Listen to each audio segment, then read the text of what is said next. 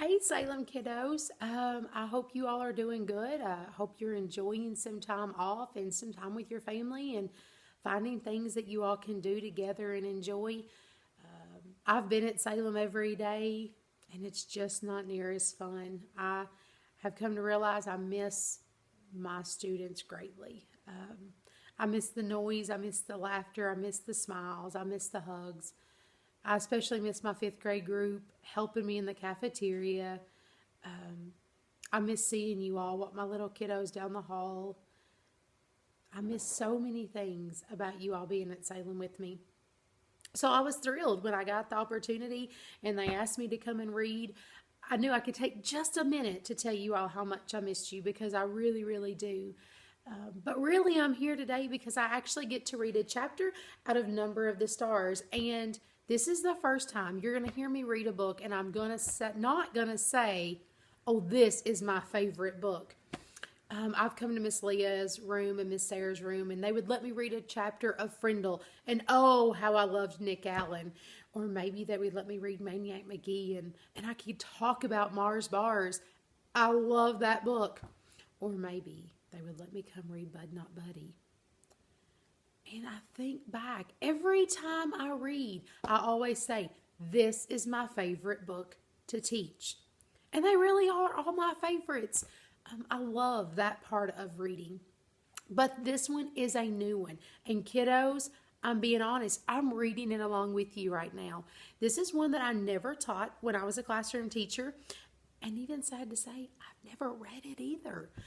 So this is a first for me, and I'm enjoying it. I'm reading it. I'm staying on track with you all. So by the end, maybe I'll be able to get back on and we'll have some more discussion. Now, you know me, I always like to quiz you on the chapter before, but nobody else has been doing that. So I figure I better stick to the rules. Maybe the principle's not that much different, and I have to follow Miss Leah and Miss Sarah's rules on this, and they just told me to read chapter 5. So I'm going to.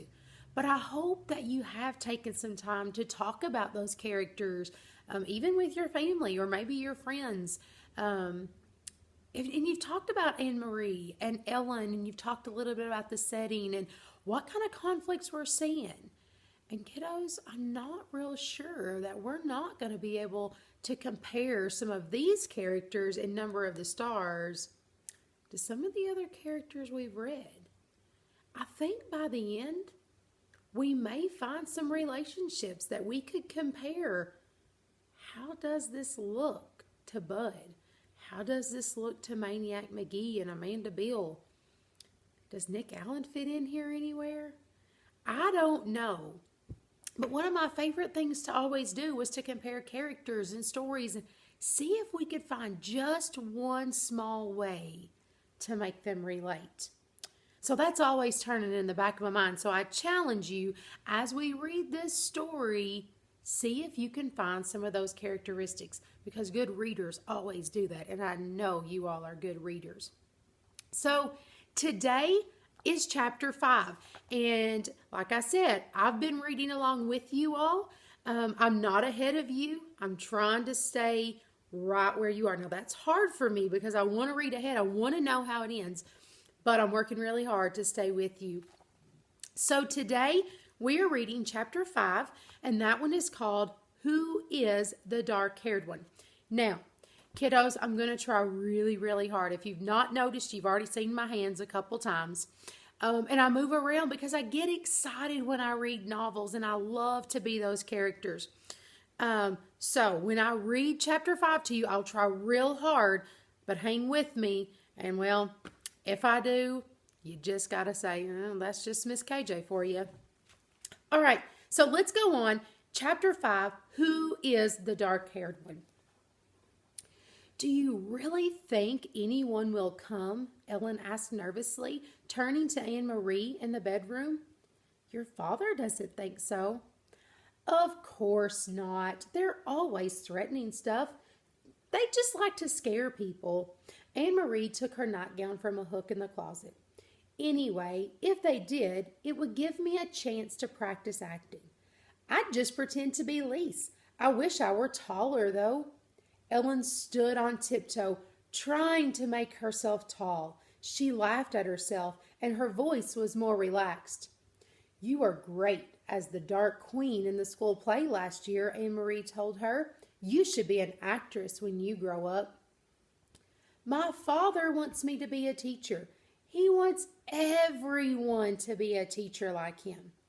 But maybe I could convince him that I should go to acting school. Ellen stood on tiptoe again and made an imperious gesture with her arm. I am the Dark Queen, she intoned dramatically. I have come to command the night. You should try saying, I'm Lise Johansson, Anne Marie said, grinning. If you told the Nazis that you're the Dark Queen, they'd haul you off to a mental institution. Ellen dropped her actress pose and sat down with her legs curled under her on the bed. They won't really come here, do you think? She asked again. Anne Marie shook her head. Not in a million years, and she picked up her hairbrush. The girls found themselves whispering as they got ready for bed. There was no need, really, to whisper. They were, after all, supposed to be normal sisters, and Papa had said they could giggle and talk. The bedroom door was closed. But the night did seem somehow different from a normal night, and so they whispered. How did your sister die, Anne Marie? Ellen asked suddenly. I remember when it happened, and I remember the funeral. It was the only time I've ever been in a Lutheran church, but I never just knew what happened. Well, I don't know exactly, Anne Marie confessed. She and Peter were out somewhere together, and then there was a telephone call that there had been an accident. Mama and Papa rushed to the hospital. Remember, your mother came and stayed with me and Kirsty. Kirsty was already asleep, and she slept right through everything. She was so little then. But I stayed up, and I was with your mother in the living room when my parents came home in the middle of the night, and they told me Lise had died. I remember it was raining, Ellen said sadly. It was still raining the next morning when Mama told me. Mama was crying, and the rain made it seem as if the whole world was crying. Anne Marie finished brushing her long hair and handed her hairbrush to her best friend. Ellen undid her braids, lifted her dark hair away from the thin gold chain she wore around her neck, the chain that held the Star of David, and began to brush her thick curls. I think it was partly because of the rain. They said she was hit by a car. I suppose the streets were slippery, and it was getting dark, and maybe the driver just couldn't see. Anne Marie went on, remembering. Papa looked so angry. He made one hand fist into another, and he kept pounding it into the other hand, and I remember the noise of it. Slam, slam, slam. Together they got into the wide bed and pulled up the covers. Anne Marie blew out the candle and drew the dark curtains aside so that the open window near the bed let in some air. See that blue trunk in the corner? She said, pointing through the darkness. Lots of Lisa's things are in there, even her wedding dress. Mama and Papa never looked at those things, not since the day they packed them away. Ellen sighed. She would have looked so beautiful in her wedding dress. She had such a pretty smile. I used to pretend she was my sister, too. Oh, she would have loved that, Anne Marie told her. She loved you. That's the worst thing in the world, Ellen whispered, to be dead so young. I wouldn't want the Germans to take my family away, to make us live someplace else. But still, it wouldn't be as bad as being dead. Anne Marie leaned over and hugged her. They won't take you away, she said. Not your parents either. Papa promised that they were safe, and he always keeps his promises. And you're quite safe here with us. For a while they continued to murmur in the dark, but the murmurs were interrupted by yawns, and then Ellen's voice stopped, and she turned over in a minute. Her breathing was quiet and slow. Anne Marie stared at the window where the sky was outlined and a tree branch moved slightly in the breeze. Everything seemed familiar, very comforting. Dangers were no more than odd imagings like ghost stories that children made up to frighten one another, things that couldn't possibly happen. Anne Marie felt completely safe here in her own home, with her parents in the next room and her best friend asleep beside her. She yawned contentedly and closed her eyes. It was hours, but still dark, when she was awakened abruptly by the pounding on the apartment door. Anne Marie eased the bedroom door open quietly, only a crack, and peeked out. Behind her, Ellen was sitting up, her eyes wide. She could see Mama and Papa in their night clothes moving about. Mama held a lighted candle, but as Anne Marie watched, she went to a lamp and switched it on. It was so long a time since they had dared to use the strictly rationed electricity after dark that the light in the room seemed startling to Anne Marie.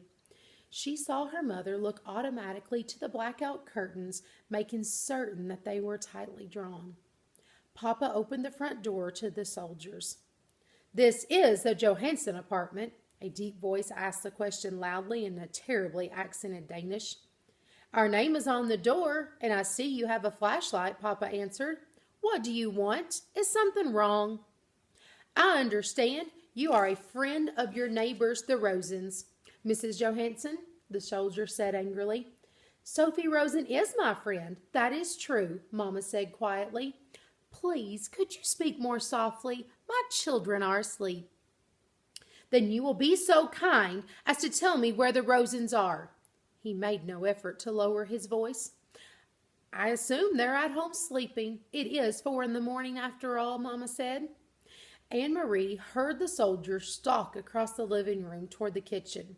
From her hiding place in the narrow sliver of the open doorway, she could see the heavy uniformed man, a holstered pistol at his waist, in the entrance to the kitchen, peering in toward the sink. Another German voice said, "The Rosens' apartment is empty. We were wondering if they might be visiting their good friends, the Johansons." "Well," said Papa, moving slightly so that he was standing in front of Anne Marie's bedroom door, and she could see nothing except the dark blur of his back. "As you see, you're mistaken. There is no one here but my family." "You will not object if we look around?" The voice was harsh, and it was not a question.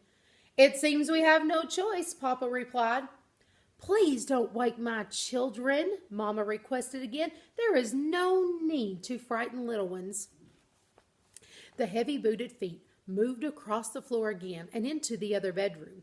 A closet door opened and closed with a bang.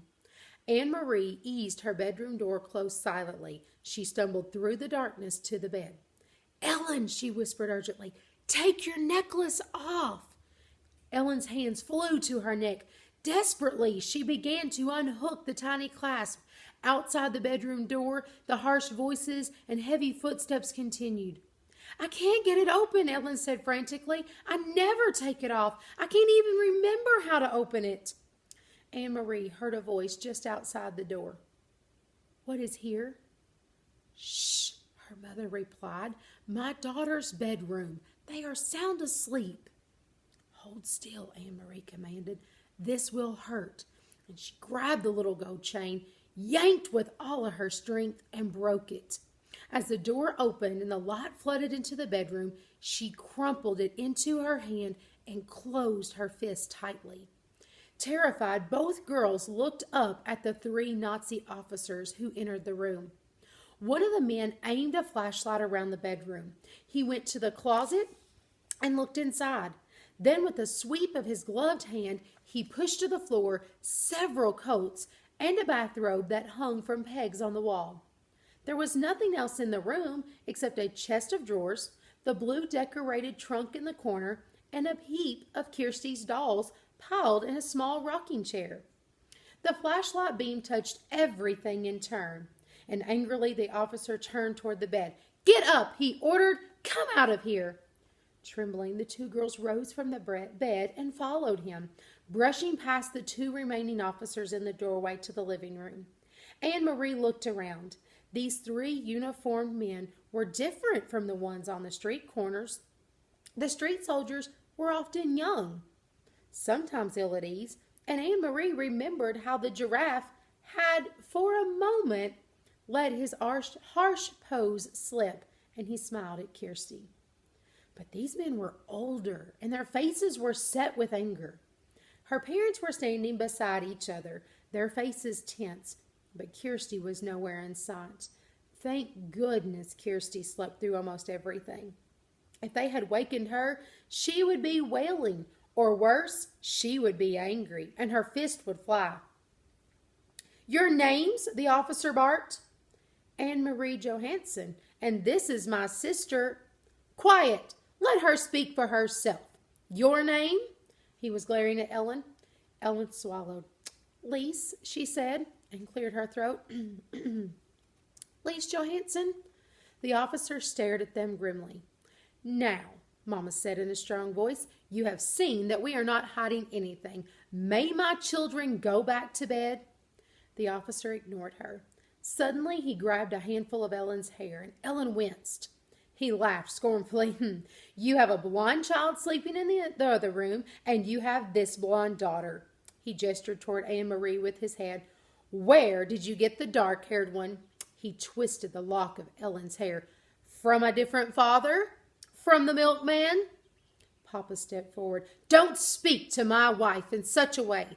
Let go of my daughter, or I will report you for such treatment." "Or maybe you got her someplace else." The officer continued with a sneer. "From the Rosens?" For a moment no one spoke. Then Anne Marie, watching in panic, saw her father move swiftly to the small bookcase and take out a book. She saw that he was holding the family photograph album. Very quickly he searched through the pages and found what he was looking for and tore out 3 pictures from 3 separate pages. He handed them to the German officer who released Ellen's hair. "You will see each of my daughters, each with their name written on the photograph," Papa said. Anne Marie knew instantly which photographs he had chosen. The album had many snapshots, all the poorly focused pictures of school events and birthday parties. But it also contained a portrait, taken by a photographer for each girl as a tiny infant. Mama had written in her delicate handwriting the name of each baby daughter across the bottom of those photographs. She realized, too, with an icy feeling, why Papa had torn them from the book.